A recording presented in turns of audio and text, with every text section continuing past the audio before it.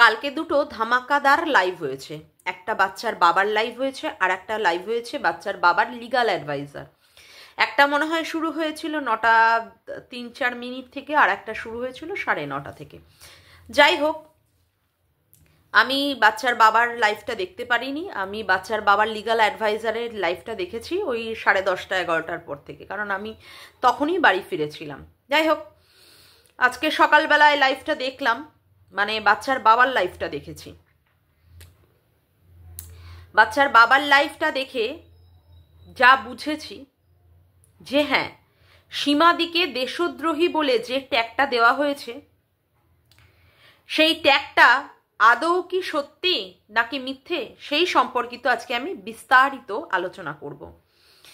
মূল ভিডিওতে প্রবেশ করার আগে সবার আগে ইন্ট্রো। হ্যালো বন্ধুরা, কেমন আছো তোমরা সবাই? আশা করি তোমরা সবাই খুব ভালো আছো, আমিও খুব ভালো আছি। মামনের মনের কথাতে তোমাদের সকলকে সুস্বাগতম। বাচ্চার বাবা যখন এই বাচ্চার মা চলে যায়, একদিন রাতের বেলায় লাইভ করে, রাত্রির মনে হয় 3-3:30 সময়, ওই 2-2.5 মিনিটের বা 3-4 মিনিটের একটা লাইভ করেছিল। এখন আর সেই লাইভটা নেই, সেই লাইভটা প্রাইভেট হয়ে গেছিল। প্রচণ্ড হাউমাউ করে কেঁদে জানান দিয়েছিল সে প্রচণ্ড বিপদের মধ্যে আছে, তার বাচ্চাটাকেও তার কাছ থেকে নিয়ে নেওয়া হবে, এবং তাকে সে সবার কাছে আর্জি জানিয়েছিল তাকে বাঁচাও। তাকে তার ওয়াইফ তাকে কি করেছে, শেষ করে দিয়েছে। তার সম্পর্কে এখন কেস চলবে, তাকে থানা থেকে ডাকছে, অমুক করছে, এবং তাকে হাউমাউ করে কাঁদতে হয়েছিল। সত্যি কথা বলতে সেই সময় তার হাউমাউ করে কান্নাটা দেখে মন যে খারাপ হয়নি তা না, ভীষণই মন খারাপ হয়েছিল। তো ভীষণ মন খারাপ হলে আমার পক্ষে বা যারা যারা অন্যান্য কন্ট্রোভার্সি ক্রিয়েটারদের পক্ষে, সবার পক্ষে তো সম্ভব নয় যে হ্যাঁ তার পাশে সশরীরে দাঁড়ানো। কারণ সত্যি কথাই, আমরা হচ্ছি একজন হাউসওয়াইফ, আমাদের হাজব্যান্ডদের উপরে আমাদের কথা বলার সত্যিই ক্ষমতা নেই। আর কার আছে কি আছে জানি না, আমার তো ক্ষমতা নেই। আমার হাজব্যান্ড আমাকে বারণ করে দিলে আমার সে কাজ করার সত্যিই ক্ষমতা হয় না। আর সেক্ষেত্রে এই বাচ্চার বাবার বাড়িতে গিয়ে দাঁড়ানো, এটা তো প্রচণ্ড পরিমাণে একটা কঠিন কাজ। তো তখন আমি দেখলাম কি, একদিন দেখলাম ট্যাক্সির মধ্যে করে সীমাদিকে যেতে, লাইভ করতে করতে সীমাদিকে যেতে। সেই সময় গিয়ে কে উপস্থিত হলো? সীমাদি।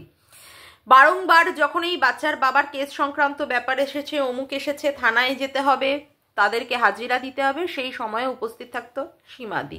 সত্যি কথা বলতে মনের মধ্যে প্রচণ্ড পরিমাণে জিজ্ঞাসাবিধক চিহ্ন আসতো, মানে বিভিন্ন প্রশ্ন মনের মধ্যে আসতো। কি প্রশ্ন? সীমাদির কি সংসার নেই? সীমাদির কি স্বামী সন্তান এরা নেই? সীমাদি কি করে এরকম সংসার ফেলে ফেলে তাদের বাড়িতে দৌড়াতে পারে? আমরা তো আবার পারি না, তাই না? আমাদের মতো গৃহস্থ যে সমস্ত মহিলারা আছে, সত্যিই কি তারা যখন খুশি তখন কি বাড়ির থেকে বেরিয়ে গিয়ে বাড়ির বাইরের কাজ করতে পারে? না। কি করে করতে পারবে? তাদেরও তো সংসার আছে, রান্নাবান্না আছে, খাওয়া দাওয়া আছে। এইগুলোকে ছেড়ে মনে হয় না কখনোই কোনো মতেই সম্ভব হুটহাট করে বাড়ি থেকে বেরিয়ে যাওয়া। কিন্তু সীমাদির পক্ষে দেখতাম যে সেটা সম্ভব। পরবর্তীকালে সীমাদির ভিডিও টিডিও দেখে বা লাইভ টাইভ দেখে, হ্যাঁ, পরবর্তীকালে জানতে পেরেছিলাম যে সীমাদির বাড়িতে রান্না করার জন্য এমনকি আর অন্যান্য কাজের জন্য দুজন তার কি বলবো, আছে মেড সার্ভেন্ট, তো তারাই সেক্ষেত্রে কাজ করতে পারে। তো যতই কেউ বাড়িতে কাজ করার লোক থাকুক না কেন, সত্যি কি যখন তখন বাড়ি থেকে বেরোনো যায়? জানি না বাবা, সীমাদির পক্ষে বলেই সম্ভব, একমাত্র সীমাদি বলেই হয়তো বা এগুলো সম্ভব, যে যখন তখন বাড়ি থেকে বেরিয়ে যাওয়া এবং যখন তখন গিয়ে তাদের পাশে গিয়ে দাঁড়ানো, যে হ্যাঁ সে সত্যি তাদেরকে সাপোর্ট করে বা সত্যি তাদের পাশে আছে বলে এরকমভাবে সাপোর্ট সে করতে পারে। তার পক্ষেই সম্ভব, হ্যাঁ সত্যিই তাই। তার পক্ষে অনেক কিছুই সম্ভব যা আবার আমাদের পক্ষে সম্ভব না। না, যেমন করে তার জন্মবৃত্তান্তের কথা এখানে আনা বা কাজলের কথা এখানটায় বলা, তার পক্ষেই সম্ভব।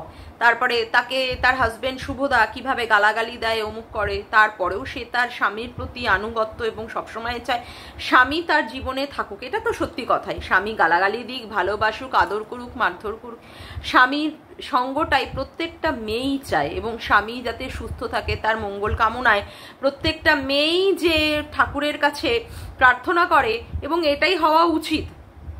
না, আমি এ সম্পর্কিত বলছি না, যেটা সে করছে স্বামীর জন্য বা অমুকের জন্য, এটা স্বাভাবিক কথা। কিন্তু কথা হচ্ছে যে সীমাদির পক্ষেই সম্ভব যে এইরকমভাবে সংসার ছেড়ে ছেড়ে চলে যাওয়া। হ্যাঁ, আমি কেন এই কথাটা বারংবার জোর দিচ্ছি যে সীমাদির পক্ষেই সম্ভব যে বাড়ি থেকে বেরিয়ে যাওয়া। না, আজকে সীমাদির নামে অনেক অনেক অ্যালিগেশন আসছে, প্রচুর প্রচুর অ্যালিগেশন। সেই অ্যালিগেশনের জন্য সীমাদির অতীতে কিছু কর্ম করার সেই কথাগুলো আজকে আমাকে সত্যিই বলতে হলো। আচ্ছা, তারপরে কি হলো, তার এই মানে বাচ্চার বাবার ক্ষেত্রে প্রথমে যে লিগাল অ্যাডভাইজার রাখা হয়েছিল, সেই লিগাল অ্যাডভাইজারের দ্বারা যাই কাজ হচ্ছিল না হচ্ছিল, কতটা কি হচ্ছিল সেটা হচ্ছে ভিতরকার ব্যাপার, এই সম্পর্কিত তো বাইরে কোনো সময় ডিসক্লোজ হয় না। আর আমি সীমাদির সঙ্গে সত্যি পার্সোনালি কোনো মতেই মানে অ্যাটাচ নই। যা হয় ভিডিওতে ভিডিও দেখা হয় সেটুকুই দেখি। কখনো কখনো হয়তো দেখেছি সীমাদির হয়তো আমার ভিডিও দেখে ভালো লেগেছিল, যখন আমি প্রথম এসেছিলাম 1 বছর প্রায় 6 মাস আগে, তখন সীমাদিকে দেখতাম আমার ভিডিওগুলোকে কমিউনিটিতে তুলে দিতে, যাই হোক না কেন। তো এই রকমভাবে তো সীমাদিকে দেখেছি যে হ্যাঁ, তো ওই যখন বাচ্চার বাবার লিগাল অ্যাডভাইজারের মাধ্যমে যখন কেস কামারি চলছিল, তখন শুনছিলাম যে বাচ্চার বাবার এগেনস্টে অ্যালিগেশন এসেছে, বাচ্চার মা করেছে 398 এর মতো একটা কেস, 398 এ, যেখানে তাকে ফিজিক্যাল টর্চার করা হয়েছে, অমুক করা হয়েছে, তমুক করা হয়েছে, বাড়ি থেকে নাকি তাকে তাড়িয়ে দেওয়া হয়েছে, মানে অত্যাচার করে তাড়িয়ে দেওয়া হয়েছে এই সম্পর্কিত, বা 16 জন উকিল লাগানো হয়েছে তার এগেনস্টে, সেক্ষেত্রে বাচ্চার বাবাকেও নাকি জেলে থাকতে হয়েছে। পরবর্তীকালে শুনেছি না জেলে না, ওয়েটিং রুমে তাকে ওয়েট করানো হয়েছিল 3-4 ঘন্টার জন্য, কিছু জেরা বা কিছু প্রশ্নের জন্য। যাই হোক, এটা ফুলিয়ে ফাঁপিয়ে বলা হয়েছে বা অমুক হয়েছে। তখন কি করা হলো, সীমাদি কি করলো, বাচ্চার বাবার ভালো করার জন্য, যে না বাচ্চার বাবাকে সীমাদি ভাই ডেকেছিল এবং দেখেছিলাম তার বাড়িতে বাচ্চার বাবাও এসেছিল, যেখানে ফোঁটা দেওয়া হয়েছিল। তার পরবর্তীকালে বাচ্চার মানে বাচ্চাটিকেও শুনেছি, কোথায় যাবে তুমি, কোথায় যাবে, না টিমা পিতির বাড়ি যাব। তখন হয়তো সীমাদির হাজবেন্ড অসুস্থ ছিল, ব্যাঙ্গালোরে নিয়ে যাওয়ার কথা হচ্ছিল বা অমুক হচ্ছিল, যাই হোক। তারপরে কি করা হলো, সীমাদির সঙ্গে মানে ম্যাডামের দেখা হয়েছিল এবং সীমাদি বারংবার ম্যাডামকে রিকোয়েস্ট করার পরে কি করা হলো, যে ম্যাডামও কি করলেন, মানে বাচ্চার বাবার এই যে কেস সংক্রান্ত ব্যাপার, যে বাচ্চার মা যা তার নামে কি কি অ্যালিগেশন এনেছে না এনেছে, এই ব্যাপারটা উনি সীমাদির কারণে, বারংবার বলছি কিন্তু, হ্যাঁ পয়েন্ট টু বি নোটেড, সীমাদির কারণেই কিন্তু ম্যাডাম বাচ্চার বাবার কেসটা নিলেন। যাই হোক, নিয়ে বাচ্চার বাবার ক্ষেত্রে সত্যিই অনেকটাই কিছু করেছে, যার জন্য ওদিকে বাচ্চার মা আর নতুন করে সেই রকমভাবে কেস করার পরেও আর সেইভাবে এদেরকে ফাঁসাতে পারেনি, অর্থাৎ বাচ্চার বাবাকে আর বাচ্চার বাবার পরিবারকে ফাঁসাতে পারেনি। এবং এই কারণটা কিসের জন্য হয়েছে, সীমাদির কারণে। আজকে তো সত্যি সীমাদির কারণেই তো ম্যাডাম বাচ্চার বাবার কেসটা নিয়েছিলেন, এবং তিনিও বারংবার এসে বলেছেন, না যেটা বলেছেন উনি সেটা তো আমাদের বলতে হবে, বাচ্চার বাবা মানে নিয়েছেন সীমাদির কারণে। এবার যাই হোক, এই ধরনের কাজ চলতে চলতে চলতে চলতে চলতে চলতে মাঝে দেখা গেল ঝিউ নামক একটি পেতনি, সে কিনা কি হয়ে গেল, বাবার মানে বাচ্চার বাবার কি হয়ে গেল, বাচ্চার বাবার পার্সোনাল অ্যাসিস্ট্যান্ট, এবং এটা ম্যাডাম নিজেই বলেছিলেন, বাচ্চার বাবার অ্যাসিস্ট্যান্ট অমুক তমুক, বাচ্চাকে দেখাশোনো অমুক তমুক, এরকম ভাবে ম্যাডাম বললেন লাইভ করে, যেরকম আসবে অমুক হবে তমুক হবে। ও মাতার কিছুদিন পরে সত্যিই শোনা যাচ্ছে কারোর একটা গলা, যে হ্যাঁ একটা মহিলা এসেছে অমুক এসেছে। সে সময় বাচ্চার বাবাকেও কি বলতে হলো, যে না তাদের বাড়িতে আত্মীয় এসেছে এবং সেই মেয়েটির বিয়ে, পরবর্তীকালে বিয়ে থার ব্যাপার আছে, সেই জন্য সে তাকে ক্যামেরার মধ্যে আনতে পারবে না। ভালো কথা। সেই সময় আবার এই ঝিও কি করলো, তার চ্যানেল খুলে নিয়ে বাচ্চার বাবার সম্পর্কে বললো, হ্যাঁ এর সঙ্গে তার সম্পর্ক আছে, অমুক আছে তমুক আছে, তার কাছ থেকে এডিটিং শেখে, ভালো লাগে তার সঙ্গে সম্পর্ক রাখতে, কথা বলতে, কেন লাগবে না। এবং তারপরেও চলে আসলো সোনু সোনা এসে দাবি করলো বাচ্চার বাবা নাকি এই ঝিউ পেতনিকে তার বাড়িতে আটকে রেখে দিয়েছে, অমুক করেছে তমুক করেছে। এবং তখন একটা কথা উঠলো, কি কথা, এটা হচ্ছে সিক্রেট রুম। মানে আমার এত কিছু বলার পিছনেই হচ্ছে কি কারণ, ওই যে সিক্রেট রুম। দেখা গিয়েছিল যে ঝিউ পেতনিকে একটি বাড়িতে বসে বসে, মানে একটি বাড়িতে না, একটি ঘরে বসে বসে সে তার যত কিছু রোজ নামচা বলুন বা তার শারীরিক যোগা বলুন, অমুক বলুন তমুক বলুন করতে দেখা গেছিল। তো বাচ্চার বাবার বাড়িতেও একটা সিক্রেট রুম রয়েছে, যে সিক্রেট রুম বাচ্চার বাবা কোনোদিনই আমাদের কাছে পাবলিক করেনি, সেই সম্পর্কিত একটা কথা উঠেছিল। এবং সবাই তো ভাবছিল, যেহেতু সোনু সোনা এসে এখানটায় বলেছে যে ওই ঝিউকে বাচ্চার বাবা আটকে রেখে দিয়েছে তার সিক্রেট রুমে, তো সবাই জানতে চেয়েছিল যে সিক্রেট রুমটা কি, কোথায় কোথায় আছে, কোথায় আছে, এটা কি সত্যি বাচ্চার বাবার বাড়িতেই আছে? তো যাই হোক, আমাদের মনের মধ্যেও অনেক অনেক অনেক অনেক অনেক অনেক প্রশ্ন এই সম্পর্কিত উঠেছিল। তারপরে যাই হোক, ম্যাডাম কোথাও হয়তো কাউকে বলে রেখেছিলেন যে দুখেনের সাথে হিড়িম্বার প্রেমটা লাগিয়ে দাও, বা মর্কটকে একটু ভালো করে দাও, বা তুমি তো খুব ভালো দিচ্ছ, এইরকম ভাবে কারোর কাছে হয়তো কল রেকর্ডিং দিয়েছিলেন। তো যতদূর সম্ভব আরশের চ্যানেল থেকে, মানে এই বাচ্চার বাবার লিগাল অ্যাডভাইজারের এইরকম কল রেকর্ডিং শোনা গেছে। তবে হ্যাঁ, এর আগে কল রেকর্ডিং মামাইও শুনিয়েছে তার চ্যানেল থেকে। তার পরবর্তীকালে আমরা আর কোনো কল রেকর্ডিং শুনিনি ম্যাডামের এগেনস্টে, কিন্তু আরশের চ্যানেল থেকেই এই সমস্ত কল রেকর্ডিং শোনা গেল। এবং আরশও দেখলাম ম্যাডামের বিপক্ষে গিয়ে মানে একটা মনোমালিন্য সৃষ্টি হয়েছে ম্যাডামের সঙ্গে। তো গিয়ে দেখলাম এই রকমের কল রেকর্ডিং চালিয়ে দিল। এবং তার আগে থেকেই বলছিল, কারণ আরশের সাথে কাজের ক্ষেত্রে হচ্ছে এই ঝিউ, মানে ঝিউকে নিয়েই যত সমস্যা। আজকে যে ঝিউ তার বাড়িতে আছে কি নেই এই সম্পর্কিত যদি কেউ মানে তাকঝাক করতে না যায়, তার জন্যই 144 বাচ্চার বাবার বাড়িতে একটা কি করে রাখা হলো, একটা কেস করে রাখা হলো, 144 জারি করে রাখা হলো, যাতে করে কেউ না যেতে পারে। সব মানুষেরই সেখানটায় একটা সন্দিহান মনোভাব যে সত্যি তাহলে কি এটা সত্যি কথাই, যে হ্যাঁ ঝিউকে যাতে করে কেউ হাতের নাগালে না নিতে পারে, তার জন্যই 144।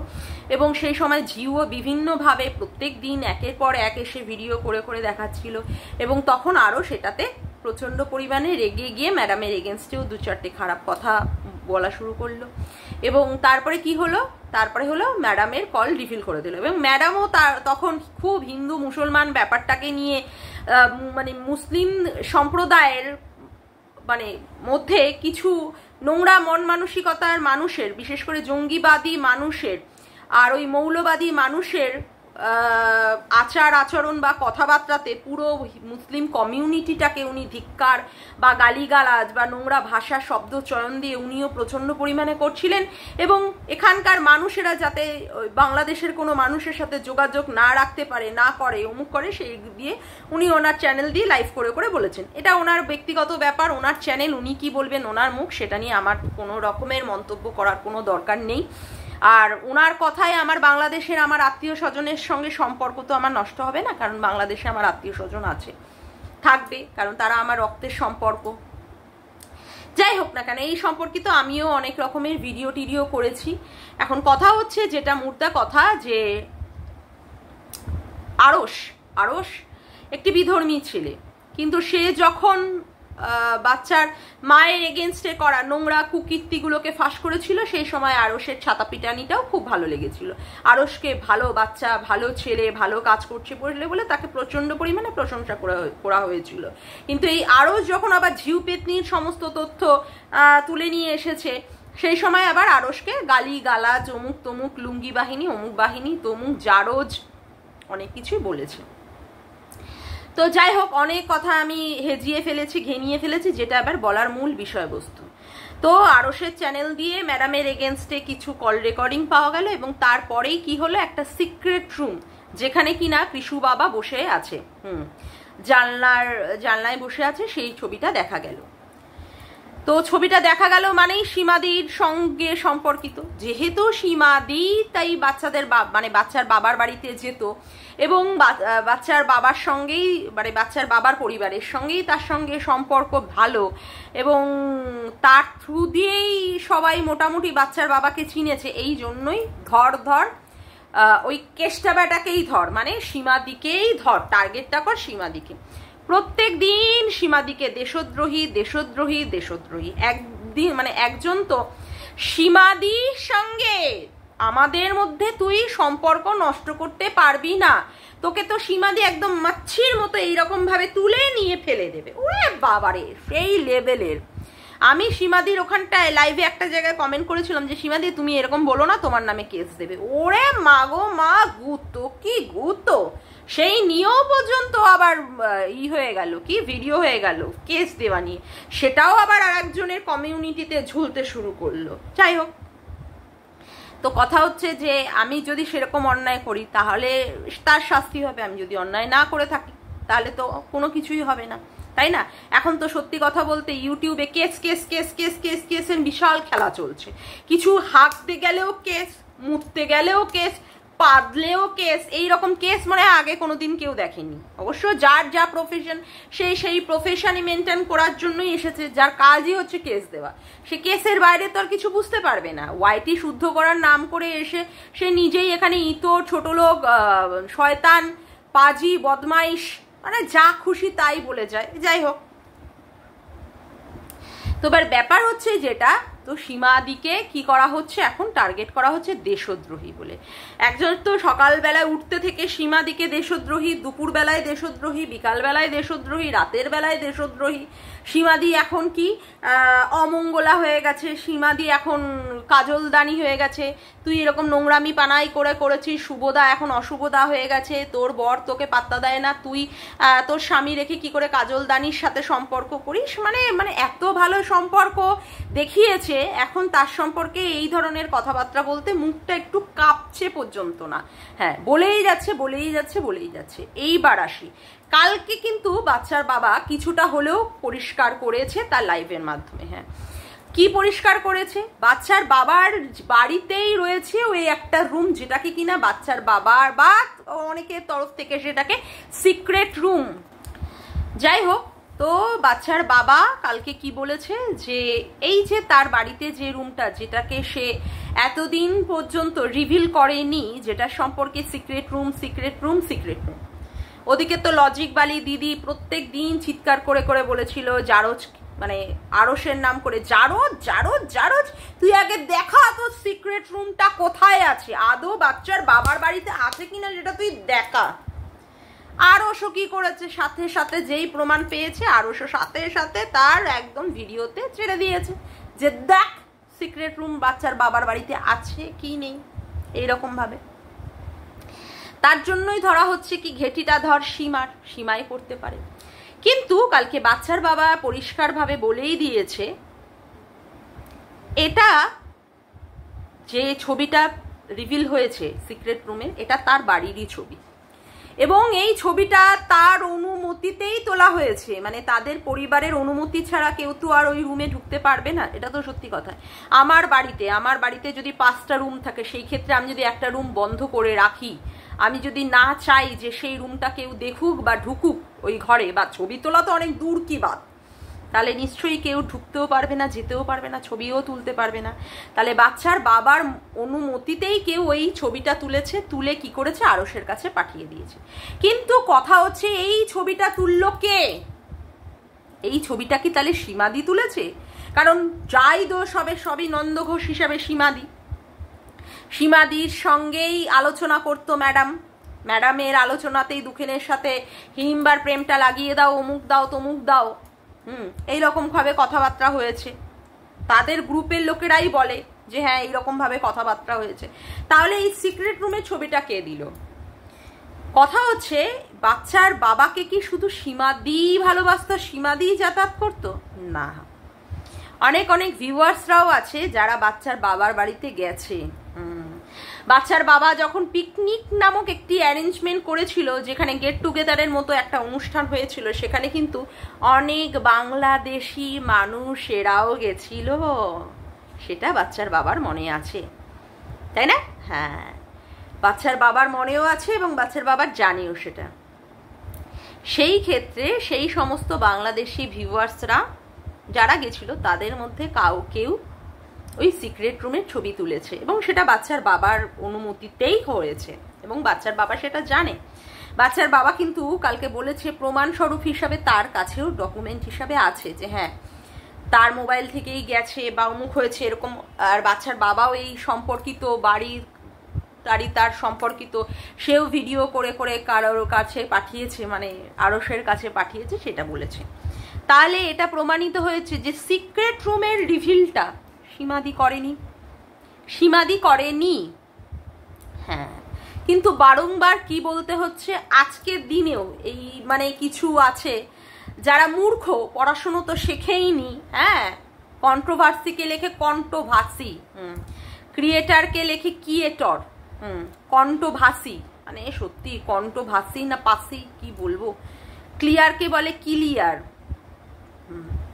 দোগলাকে বলে দোকলা, তারপরে বলে হচ্ছে থ্রেডকে বলে থ্রেড মানে সুতো মুতো হবে। যাই হোক, তো এখনো পর্যন্ত বলে যাচ্ছে দেশদ্রোহী। সত্যিই কি সীমাদি দেশদ্রোহী? সীমাদি যদি দেশদ্রোহী হতোই তাহলে তো বাচ্চার বাবা কালকে লাইভ করে সীমাদির নামটাই বলতো, তাহলে তো অন্য কোনো ভিউয়ার্সদের কথা সে বলতো না। এবং যাদের কথা সে বলেছে সে তাদেরকে পরিষ্কারভাবে চেনে এবং বলেইছে যে তাদের সম্পর্কে বাচ্চার বাবা এসে কিন্তু কোনো রকমের এখানে ভিডিও করে বা অমুক করে কিছু করে মুখ খুলবে না। সীমাদি তার দিদিকে নিয়ে কিছুই বলল না, রুমালিকে নিয়ে, অথচ সীমাদির নামে দোষ চাপানো হলো কি যে সীমাদি তুমি আমার দিদিকে নিয়ে বলছো, বলে বলে অভিনয় করে নাটক করে একটা লাইভ করে বোঝানো হলো যে সীমাদি দোষী, সীমাদি তার দিদিকে নিয়ে বলেছে। আর এই সীমাদির মাধ্যমে যদি কোনো কিছু রিভিল হতো বাংলাদেশে এবং বাচ্চার বাবা যদি সেটা জানতো তাহলে কি বাচ্চার বাবা ছেড়ে দিত সীমাদিকে? কখনোই না, কখনোই নয়। আর ভাবুন এই সীমাদি নিজের সংসার, নিজের পরিবার, নিজের স্বার্থ ছেড়ে ছেড়ে গিয়ে কি করেছে, বাচ্চার বাবাকে সাপোর্ট করেছে, বাচ্চার বাবাকে ভালোবেসেছে, বাচ্চার বাবাকে ভাই বলে তার মানে সেভ করার জন্য মানে মরিয়া হয়ে উঠেছিল এবং তার জন্য কেসও খেয়েছে। হ্যাঁ, তবে আজকে সে বলছে যে হ্যাঁ তার কেস খাওয়ার জন্য তার চ্যানেল থেকে সে কি বলছে না বলছে বক্তব্য, সেখানে বাচ্চার বাবার কোনো দায় নেই। সত্যি কি বাচ্চার বাবার কোনো দায় নেই? আজকে কি কারণে কেসটা খেলো? বাচ্চার বাবাকে সাপোর্ট করতে গিয়েই তো কেসটা খেলো, তাই না? বাচ্চার বাবাকে যদি সাপোর্টটা না করতো তাহলে তো বাচ্চার মা মানে সীমাদের এগেনস্টে কেসটা দিত না। সব কিছু খাওয়ার পরেও এত কিছু মানে কি আর বলবো, নিজের কাঁধের ওপর দিয়ে এত কিছু বয়ে যাওয়ার পরেও মুখ বুঝে সীমাদি চুপ করেছিল, কখনোই একটা কথাও প্রকাশ করেনি। তারপরেও সীমাদিকে দেশদ্রোহী, তারপরেও সীমাদিকে বলা হচ্ছে দেশদ্রোহী। সত্যিই কি সীমাদি দেশদ্রোহী? যেই মানুষটা এত করেছে বাচ্চার বাবার জন্য তাকে বলা হয় সে নাকি ব্যাগ কাঁধে করে করে নিয়ে গিয়ে সে শুধু রিপোর্টারের কাজ করেছে। আবার এই রিপোর্টারদেরই মানুষে ফোন করে করে সমস্ত খবরাখবর নিতে চেয়েছে বা নিয়ে কনফার্ম হয়ে সেই সমস্ত মানুষগুলো আবার বাচ্চার বাবাকে সাপোর্ট করার জন্য ভিডিও করেছে। আগে বাচ্চার বাবা যে ভালো কি মানে সঠিক কি ভুল কি সেটা বুঝতে পারিনি, মানে তাদের বোধে এতটাই ঢিলা, তার জন্য ওই রিপোর্টার সীমাকে ফোন করে অনেক মাস পরে গিয়ে বুঝে নিয়ে যে কতটা ভালো বাচ্চার বাবা, কতটা সঠিক, তারপরে গিয়ে বাচ্চার বাবাকে মানে বাবার হয়ে ভিডিও করতে হচ্ছে। এখন তো বাচ্চার বাবার বিশাল বড় বড় সব দিদিরা এসে গেছে, বাচ্চার বাবা সব দিয়ে রেখেছে না যে তোমরাই আমার দিদি, সারাদিন সকালবেলা থেকে উঠবে আমার ছবিটা লাগাবে, লাগিয়ে তোমরাই এসে আমার নামে বলবে, মানে কি বলে ওই গায়ে মানে না আপনি মোড়ল কিছু আছে না, কিছু পাবলিক একদম বাচ্চার বাবা, এই তোরা কি বলবি না বলবি বাচ্চার বাবা সম্পর্কে, আমরা একদম বাচ্চার বাবার বড় দিদি এসে গেছি, একদম বেশি খেলা হলে একদম খেলিয়ে দেবো। কিন্তু এইভাবে মানে এখন সেই সমস্ত দিদিরা, জানি না তার ভাই আবার তাদের ওপরে কর্তব্যের ভারটা চাপিয়ে দিয়েছে কিনা যে দিদির কর্তব্যটা তোমরা পালন করো, কিন্তু তারা হচ্ছে ওই মানে গায়ে মানে না আপনি মোড়ল হয়ে বাচ্চার বাবার বিশাল বড় দিদি হয়ে গেছে, বিশাল বড় দিদি, তারাই সব বুঝে নেবে না। এইরকম 2-3 জন আছে, 3-4 জন আছে, বেশি না, আপনারা সবাই সবকিছু জানেন। কিন্তু তাই যে এই যে দেশদ্রোহী, তাহলে প্রমাণিত হলো তো যে সীমাদি সত্যিই দেশদ্রোহী নয়। আজকে সীমাদি এত কিছু করার পরেও সীমাদির গায়ে ট্যাগলাইন লেগেছে দেশদ্রোহী। আর সিন্ডিকেট, সিন্ডিকেট। সীমাদিকে লোকে ভিউয়ার্সরা ভালোবাসে, তার থ্রু দিয়ে তার মানে বাচ্চার জন্য গিফট পাঠিয়েছে, অমুক করেছে, তার জন্য সীমাদি সিন্ডিকেট করেছে। সীমাদির ইটা দেখা হবে, অ্যাকাউন্ট দেখা হবে, অমুক দেখা হবে, তো দেখা হোক। গিফট নিয়েছে বাচ্চার বাবা, সীমাদি তো আর গিফট নেয়নি। হ্যাঁ, বাচ্চার বাবার যে গিফটগুলো নিয়েছে সেটা সীমাদির অ্যাকাউন্ট থেকে হয়েছে বা সীমাদির হাত থেকে হয়েছে, কিন্তু সীমাদি তো নেয়নি। আর সীমাদি যদি দোষ করে থাকে অবশ্যই তাকেও তার প্রমাণ দিতে হবে, কিন্তু বিনা প্রমাণে কাউকে এই রকমভাবে অ্যালিগেশন আনা যে হ্যাঁ সে সিন্ডিকেট রাজ করেছে বা সে দেশদ্রোহী, আমার মনে হয় না এখানে এটা সঠিকভাবে কাজ হচ্ছে। যাই হোক, আজকের মতো ভিডিওটা আমি এখানেই শেষ করলাম। আমার ভিডিওটা যদি তোমাদের ভালো লেগে থাকে তবে অবশ্যই একটি লাইক করো, কমেন্ট করো, শেয়ার করো, আর চ্যানেলটিকে বেশি বেশি করে সাবস্ক্রাইব করে রেখো, আর অল নোটিফিকেশান বেলটিকে অন করে রেখো এইরকম নতুন নতুন ভিডিও পাওয়ার জন্য। আজকের মতো আসি বন্ধুরা, আবার দেখা হচ্ছে একটি নতুন ভিডিওতে। বাই।